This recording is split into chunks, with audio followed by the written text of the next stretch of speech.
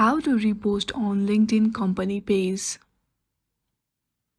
For that, first of all, open any browser you have on your device and on the searching bar search for LinkedIn and make sure that you have logged into your account.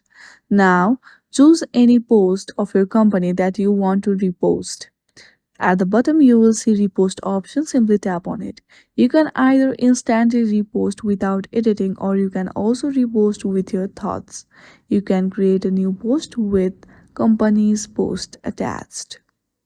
In this way, you can easily repost any of your company page post in your feed. This is very easy step you can follow to repost your company page post. I hope you like this video. If you like this video, then please do not forget to like and subscribe to our channel. Thank you for watching.